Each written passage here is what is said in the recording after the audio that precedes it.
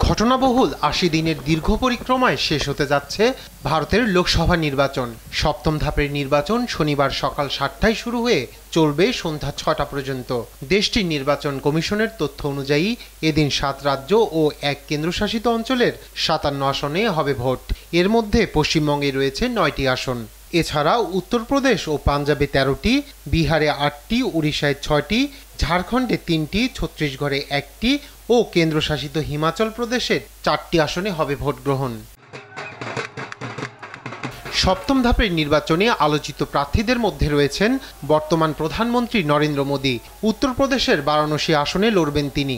এ আসনে তার সঙ্গে প্রতিদ্বন্দ্বিতা করবেন কংগ্রেসের প্রার্থী অজয় রায়। অন্যদিকে পশ্চিমবঙ্গের গোল্ডেন হারবার আসনে তৃণমূলের হয়ে লড়বেন মমতা ব্যানার্জির ভাতিজা অভিষেক ব্যানার্জি। বিশ্লেষকরা মনে করছেন, এবারের নির্বাচনে বিজয়ী হলে তৃতীয়বারের মতো সরকার গঠন করবে ক্ষমতাসীন বিজেপি নেতৃত্বাধীন জোট ন্যাশনাল ডেমোক্রেটিক অ্যালায়েন্স এনডিএ। সেক্ষেত্রে কোনো ধরনের নতুন চমক না দেখা গেলেও টানা তৃতীয়বারের মতো প্রধানমন্ত্রী হবেন নরেন্দ্র মোদী। ভারতের স্বাধীনতার পর দেশটির ৭৬ বছরের ইতিহাসের মধ্যে ৫৪ বছরই ক্ষমতায় ছিল কংগ্রেস। কিন্তু শতবর্ষী দলটি গত ২ নির্বাচনে বিজেপি নেতৃত্বাধীন জোটের কাছে বড় ব্যবধানে হেরে যায়। দেশটির রাজনীতিতে কংগ্রেসের অবস্থান ধরে রাখার ক্ষেত্রে এবারের নির্বাচন বড় ধরনের ভূমিকা রাখতে যাচ্ছে বলে মনে করছেন বিশ্লেষকরা।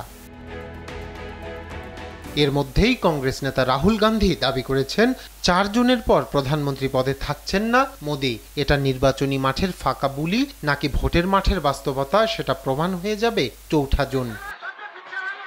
রায়হান কবির শুভ্র, নিউজ ডেস্ক, দেশ টিভি।